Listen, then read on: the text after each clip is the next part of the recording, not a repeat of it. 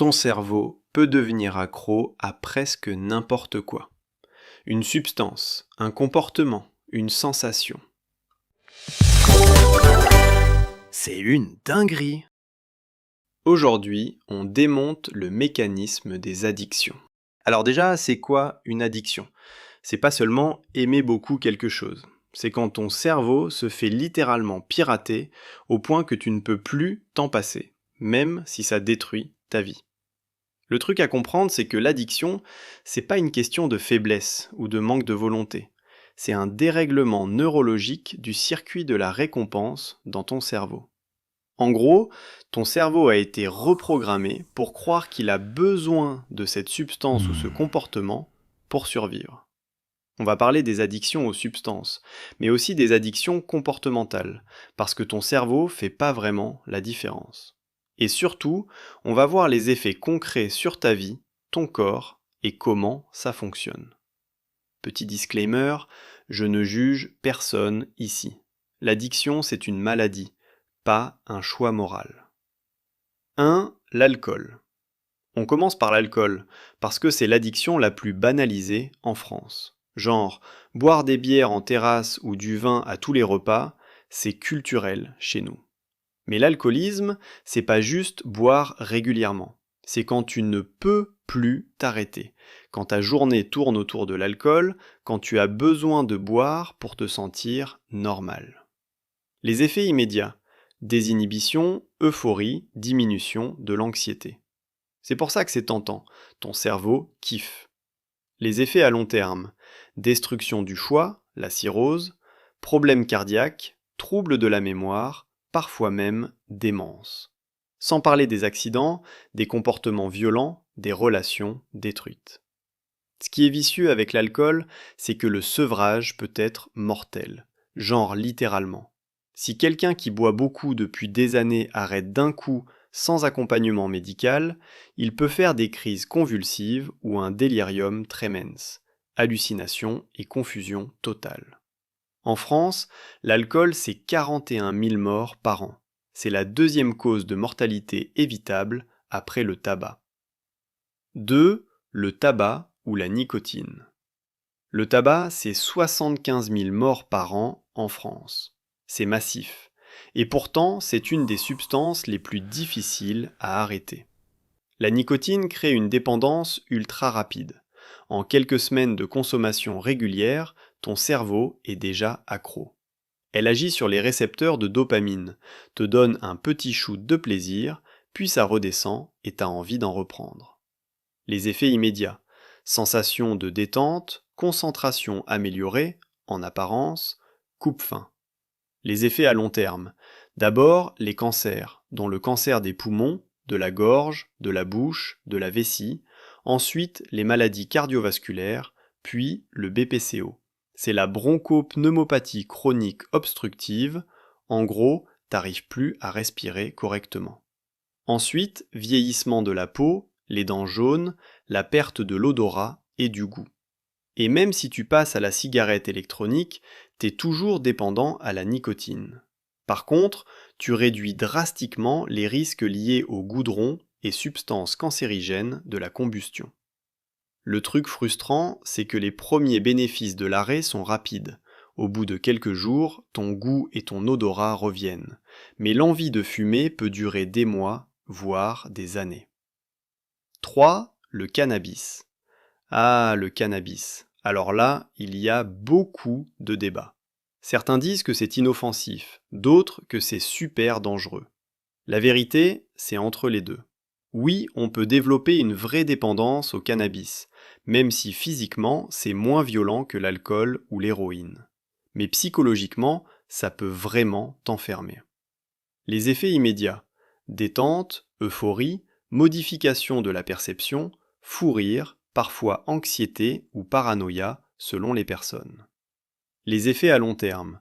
Problèmes de mémoire et de concentration, perte de motivation, le fameux syndrome amotivationnel, risque psychiatrique chez les personnes prédisposées, déclenchement de schizophrénie ou de troubles bipolaires, problèmes respiratoires si c'est fumé.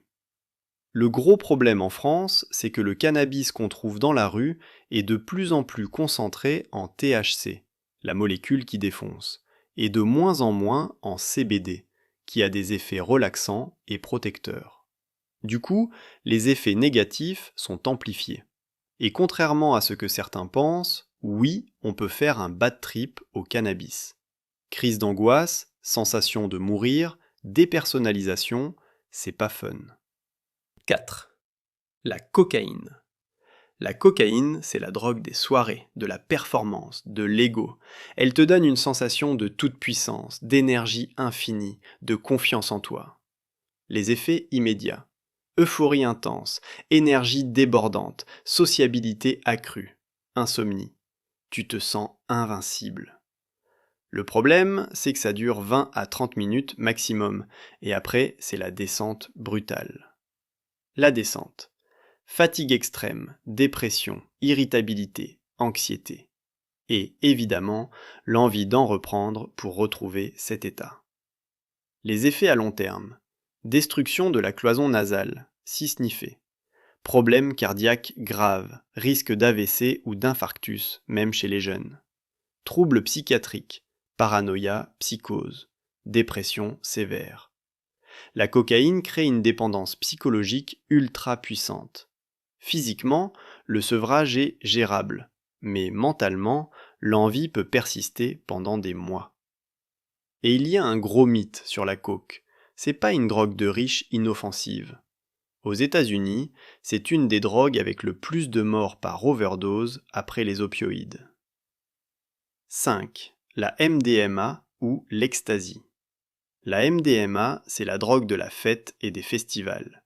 Elle te fait kiffer, tu aimes tout le monde, la musique est incroyable, tu danses pendant des heures sans fatigue. Les effets immédiats. Euphorie intense, empathie décuplée, sensation tactile amplifiée et beaucoup d'énergie. C'est pour ça qu'on l'appelle la drogue de l'amour. Les risques immédiats. Déshydratation, surtout si tu danses toute la nuit sans boire. Hyperthermie, ta température corporelle monte dangereusement. Serrement de mâchoire. Et dans de rares cas, ça peut même devenir mortel. Les effets à long terme. Destruction des neurones sérotoninergiques. Ce sont les neurones qui gèrent ton humeur. Dépression chronique, troubles de la mémoire, anxiété. Plus t'en prends souvent, moins ça fait d'effet et plus tu flingues ton cerveau. La descente de MDMA peut durer plusieurs jours. T'es complètement à plat, déprimé et irritable. 6. L'héroïne ou les opioïdes. L'héroïne et les opioïdes médicaux comme la morphine, l'oxycodone ou le fentanyl, c'est ce qui crée les dépendances les plus puissantes et les plus dévastatrices. Les effets immédiats. Euphorie intense, sensation de chaleur, tous tes problèmes disparaissent, détente absolue. C'est décrit comme un câlin du cerveau. Le problème, la tolérance se développe ultra rapidement. En quelques semaines, tu dois augmenter les doses pour ressentir le même effet. Et quand tu essaies d'arrêter, le sevrage est un enfer. Le sevrage, c'est douleurs musculaires intenses, nausées, vomissements, diarrhée, sueur, insomnie, anxiété extrême. Ça dure environ une semaine, mais c'est tellement horrible que la plupart des gens rechutent. Les effets à long terme. Destruction des veines, si injectées. Infection, VIH, hépatite. Overdose, surtout avec le fentanyl qui est 50 fois plus puissant que l'héroïne. Isolement social total. Aux États-Unis, il y a une véritable épidémie d'opioïdes, des centaines de milliers de morts. Et le pire, c'est que ça a souvent commencé par des prescriptions médicales légales pour des douleurs. 7. Les amphétamines ou méthamphétamines. Les amphétamines, comme le speed ou la crystal meth, c'est des stimulants ultra puissants. Les effets immédiats. Énergie colossale, pas besoin de dormir ni de manger pendant des jours, concentration intense et euphorie. Les effets à moyen terme, perte de poids extrême parce que t'as plus faim. Insomnie chronique, comportement compulsif. Par exemple, tu peux passer 10 heures à démonter et remonter un appareil électronique sans aucune raison. Les effets à long terme. Tes dents pourrissent littéralement. Des troubles psychiatriques sévères, paranoïa, hallucinations, le vieillissement prématuré de la peau et des dommages cérébraux irréversibles. La méthamphétamine crée une dépendance encore plus forte que la cocaïne, et la descente est encore plus brutale. Les images avant/après de consommateurs de meth sont vraiment flippantes. 8. Les benzodiazépines ou anxiolytiques. Les benzos, comme le Xanax, l'Exomil, Valium, Temesta, c'est des médicaments prescrits pour l'anxiété ou l'insomnie. Mais ils créent une dépendance sournoise. Les effets immédiats. Réduction de l'anxiété, relaxation, somnolence. Le problème, ton corps s'y habitue vite. Au bout de quelques semaines d'utilisation quotidienne, t'es déjà dépendant. Et si t'arrêtes brutalement, tu fais un sevrage qui peut être dangereux. Des crises d'angoisse, insomnie, tremblements, parfois même convulsions. Les effets à long terme. Troubles de la mémoire, somnolence chronique, risque de chute, diminution des capacités cognitives. Le truc vicieux, c'est que c'est prescrit par des médecins, donc les gens pensent que c'est sans danger. Mais en réalité, c'est une des dépendances les plus difficiles à arrêter. Il faut diminuer progressivement sur plusieurs mois.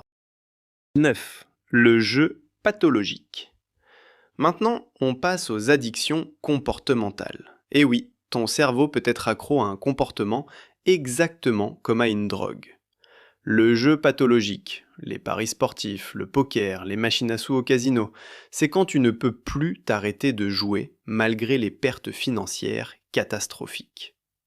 Le mécanisme. C'est le même circuit de récompense que la cocaïne. Quand tu gagnes, ou même quand tu presque gagnes, ton cerveau libère une dose de dopamine, et tu veux recommencer. Les effets. Dette massive. Certaines personnes perdent leur maison, leur voiture ou leur épargne. Des mensonges à l'entourage, parfois du vol, la dépression, des idées suicidaires. Ce qui est pervers avec les machines à sous et les jeux d'argent en ligne, c'est qu'ils sont conçus pour maximiser l'addiction. Les presque victoires, les sons, les lumières, tout est pensé pour te garder accroché. En France, avec l'explosion des paris sportifs en ligne et des pubs omniprésentes, le nombre de joueurs pathologiques augmente, surtout chez les jeunes. 10. Les jeux vidéo. L'addiction aux jeux vidéo, c'est controversé. Certains disent que ça n'existe pas vraiment, d'autres disent que c'est un vrai problème. Ce qui est sûr, c'est que certaines personnes développent un rapport pathologique au jeu. Elles jouent 10 à 15 heures par jour, délaissent leurs études ou leur boulot, leur hygiène et leurs relations sociales. Les mécanismes addictifs. Système de récompense progressive, compétition, sensation de progression, communauté en ligne. Les jeux comme Fortnite, League of Legends ou World of Warcraft sont conçus pour te garder le plus longtemps possible. Les effets. Isolement social, échec scolaire ou professionnel, troubles du sommeil, sédentarité et donc des problèmes de santé comme l'obésité, parfois agressivité quand on essaie de les arrêter. L'OMS a reconnu le trouble du jeu vidéo comme une maladie officielle en 2019. Mais attention, jouer beaucoup aux jeux vidéo ne veut pas dire être addict. C'est quand ça devient compulsif et que ça détruit les autres aspects de ta vie que c'est problématique. 11. La pornographie. L'addiction à la pornographie, c'est un sujet dont on parle de plus en plus, surtout avec l'accès illimité et gratuit au porno sur Internet. Comme toutes les drogues, le porno libère de la dopamine. Plus t'en consommes, plus ton cerveau en veut. Et comme avec toute drogue, tu développes une tolérance. Tu as besoin de contenus de plus en plus extrêmes pour ressentir la même excitation. Les effets. Dysfonction érectile chez les hommes. Le cerveau ne répond plus aux stimulations normales. Désensibilisation. Impact sur les relations de couple. Vision déformée de la sexualité. Certaines études montrent que la consommation excessive de porno peut modifier la structure du cerveau, notamment dans les zones liées à la récompense et la motivation. Le débat fait rage sur ce sujet, mais de plus en plus de thérapeutes voient des patients qui identifient le porno comme un problème dans leur vie. 12. Les réseaux sociaux et le smartphone. Bon, celle-là, on est presque tous concernés. L'addiction aux réseaux sociaux et aux smartphones, c'est le fléau moderne. Chaque like, chaque notification, chaque nouveau message libère un petit shoot de dopamine. Les applis sont littéralement conçues par des ingénieurs pour te rendre accro. Infinite scroll, notification push, les flammes sur Snap. Les effets. Troubles de l'attention, anxiété sociale, le FOMO, Fear of Missing Out, c'est-à-dire la peur de rater quelque chose. La comparaison sociale toxique, les troubles du sommeil à cause des écrans avant de dormir, et la baisse de productivité. Certaines personnes checkent leur téléphone plus de 200 fois par jour, genre toutes les 5 minutes quand elles sont réveillées. Et si on leur enlève leur téléphone, elles font une vraie crise d'anxiété. 13. La nourriture et les troubles alimentaires. L'addiction à la nourriture, c'est complexe, parce que contrairement aux drogues, tu dois manger pour survivre. Tu peux pas faire une abstinence totale. On parle d'hyperphagie boulimique, des crises où tu manges des quantités énormes de nourriture en peu de temps, souvent en cachette, avec une perte totale de contrôle. Et après, c'est la honte, la culpabilité, mais tu recommences. Certains aliments, surtout le gras et le sucré, activent les mêmes circuits de récompense que les drogues. Ton cerveau kiffe et il en redemande. Dans les effets, on a l'obésité, le diabète, les maladies cardiovasculaires, les problèmes articulaires, la dépression et l'isolement social. 14. Les achats compulsifs. L'addiction au shopping, ce n'est pas seulement aimer faire du shopping. C'est quand tu ne peux plus t'empêcher d'acheter, même si tu n'as pas d'argent, même si tu sais que ça va poser problème. L'acte d'acheter libère de la dopamine. Du coup, c'est pas vraiment l'objet qui t'intéresse, c'est l'acte d'achat lui-même. D'ailleurs, souvent les objets achetés restent dans leur emballage. Les effets: dette énorme, conflit de couple, honte, dissimulation, parce que tu caches tes achats, et la maison remplie de trucs inutiles. Avec l'e-commerce et les pubs ciblées sur les réseaux sociaux, c'est encore plus facile de craquer. Un clic et c'est commandé. Et souvent, on achète sur un coup de tête émotionnel, pour se réconforter, pour combler un vide ou se sentir mieux après une journée difficile. Alors, comment on s'en sort de toutes ces addictions? Parce que c'est bien beau de décrire le problème, mais il faut des solutions. 1. Reconnaître qu'on a un problème. C'est la première étape et souvent la plus difficile. Sortir du déni. 2. Se faire accompagner. Seul, c'est quasi impossible. Il faut un suivi médical et ou psychologique. Pour les substances, parfois un sevrage en milieu hospitalier est nécessaire. 3. Les thérapies cognitivo-comportementales, TCC. Elles marchent super bien pour identifier les déclencheurs, changer les comportements, gérer les envies et les habitudes. 4. Les groupes de soutien. Alcooliques anonymes, narcotiques anonymes, joueurs anonymes. Le principe: partager son expérience avec des gens qui vivent la même chose. Et ça aide énormément. 5. Traiter les causes sous-jacentes. Souvent, l'addiction cache autre chose: dépression, anxiété, trauma, douleur émotionnelle. Il faut aussi traiter ça. Et 6. Reconstruire sa vie. Changer son environnement, ses habitudes et parfois même les fréquentations. Il faut trouver de nouvelles sources de plaisir saines. Voilà, on a fait le tour des principales addictions et de leurs effets. Ce qu'il faut retenir, c'est que l'addiction, c'est pas un manque de volonté. C'est ton cerveau qui a été détourné. Si toi ou quelqu'un que tu connais est en galère avec une addiction, il existe des ressources.